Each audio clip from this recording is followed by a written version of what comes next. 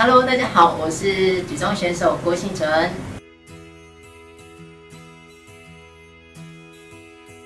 那时候在乌兹别克的时候，比完赛其实休一天之后，就是还蛮正常的训练。然后到隔离的时候也是很正常的做训练，然后一直到回到国训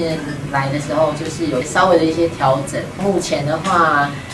到现阶段其实都是一直维持在有一定的一个水准这样。然后最主要就是防伤防病，然后因为也快接近了，所以就是还是要就是保护好自己的身体这样。名单出来的时候，其实我有特别的，就是每一个选手都特别去看他最近的一个比赛的一个成绩。那我觉得目前的话，在抓举的部分可能就是越南的选手，然后在挺举的部分可能就是以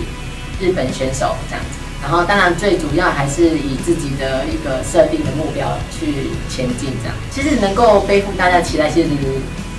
算是大家也是算是说非常的看好我，然后也对我是非常有信心的，所以他们才会给我这么多的期待。其实一直以来，我对于每一场的比赛，其实都给自己非常大的压力。然后我想，因为我希望自己是在不管是国内还是国外的比赛，都可以维持一定的水准跟强度。那其实这样的一个方式也是希望就是让大家知道说我的强度一直都有维持住这样子，然后也会让他们比较会注意到我这个选手，然后相对来说我也会更鞭策自己，就是希望自己可以好，还要再更好这样。那当下当然是会觉得说，突然多了1年的时间，会有点不知所措。那当然时间也过得非常快，然后一眨眼就剩不到1个月的时间，就即将要站上去那个舞台。这段时间其实也是持续的有参加一些比赛，对，然后加上今年有这个亚洲举重锦标赛的举办，我觉得对我来说是非常非常重要的一场比赛，对，所以让我去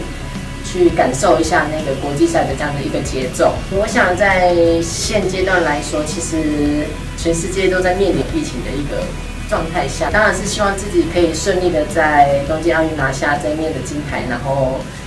希望借由这样的一个荣耀来带给大家，然后希望给大家一些希望跟力量，这样。